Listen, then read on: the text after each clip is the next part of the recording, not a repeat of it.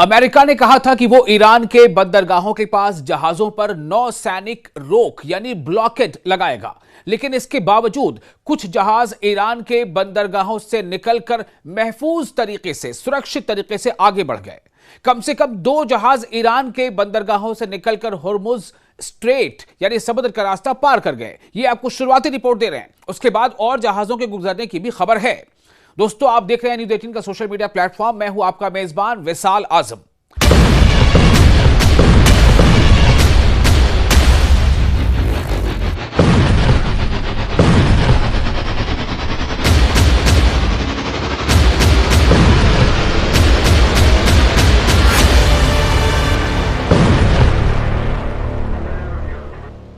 तो अमेरिका की धमकी का असर होता नजर नहीं आ रहा है।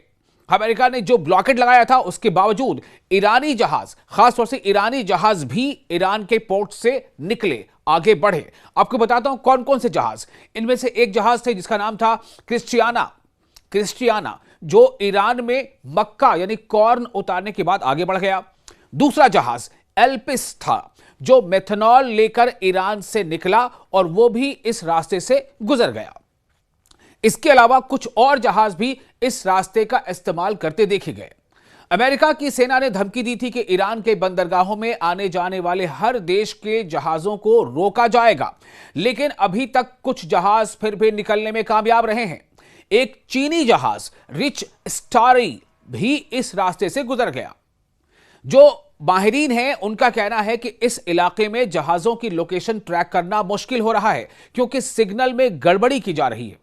हालात काफी तनावपूर्ण हैं, लेकिन इन सब के बावजूद ईरान के पोर्ट से जहाजों के निकलने का सिलसिला जारी है।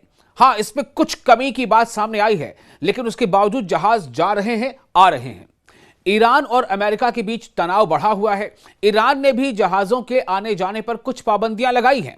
अमेरिका ने कहा है कि वो ईरान के बंदरगाहों को ब्लॉक करेगा। ईरान की सेना ने चेतावनी दी कि अगर उसके बंदरगाहों पर हमला हुआ तो बड़ा जवाब दिया जाएगा। यह चेतावनी किसने दी? ईरान की सेना ने। ईरान की सेना IRGC की जो नेवी विंग है उसने यह खबरदार किया है कि अगर ईरान के बंदरगाहों पर किसी भी तरह का हमला हुआ तो बड़ा जवाब यानी उससे ज्यादा इंटेंसिटी का जवाब दिया जाएगा। इस खबर का मतलब समझिए। अमेरिका ने ईरान के बंदरगाहों के आसपास नौसैनिक घेराबंदी यानी ब्लॉकेट लगाने की बात कही थी। डोनाल्ड ट्रंप ने यह ऐलान किया था, यानी वो जहाजों को आने जाने से रोक सकता है, ऐसा अमेरिका का कहना था। लेकिन इसके बावजूद कुछ जहाज ईरान के बंदरगाहों से निकलकर होर्मुज स्ट्रेट पार कर गए, जैसे क्रिस्टियाना, एल्पिस, रिच स्टारी। ये तमाम वो जहाज हैं जो वहां से पार कर चुके, गुजर गए। मतलब क्या है? अमेरिका की चेतावनी के बावजूद पूरी तरह रोक नहीं हो पाई है। हालांकि अमेरिका ने कहा था कि हम ब्लॉकेट कर देंगे और किसी को भी गुजरने नहीं देंगे। कोई भी जहाज जो ईरान के पोर्ट में जाना चाह रहा होगा या कोई भी जहाज जो ईरान के बंदरगाहों से निकलना चाह रहा होगा, हम उसे न जाने देंगे न निकलने देंगे।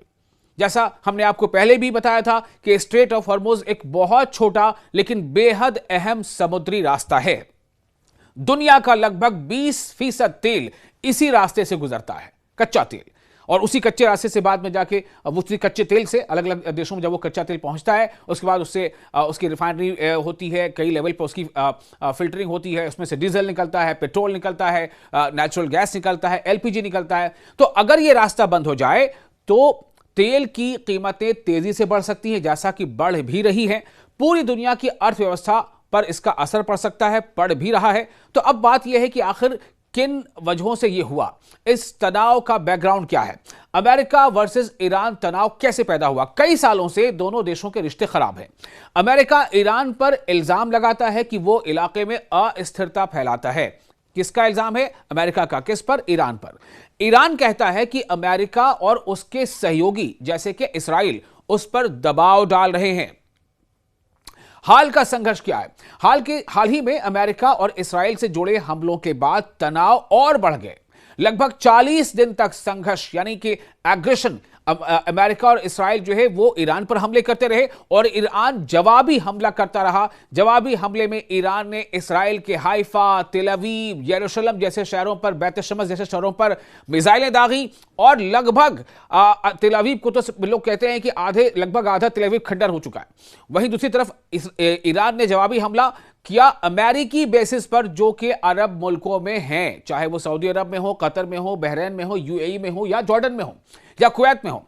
तो ये जो लगभग 40 दिनों का संघर्ष चला, फिर एक अस्थायी युद्ध विराम यानी सीजफायर हुआ। अमेरिका की ब्लॉकेड चेतावनी सामने आई। अमेरिका ने कहा कि जो भी जहाज ईरान के बंदरगाहों में जाएगा या वहां से निकलेगा उसे रोका जा सकता है। इसका मकसद क्या था? इसका मकसद था ईरान की अर्थव्यवस्था पर दबाव डालना, उस पर चेक लगाना, उसके तेल और तिजारत को रोकना। लेकिन ईरान का जो रद्द-ए-अमल था, प्रतिक्रिया थी, वो क्या था?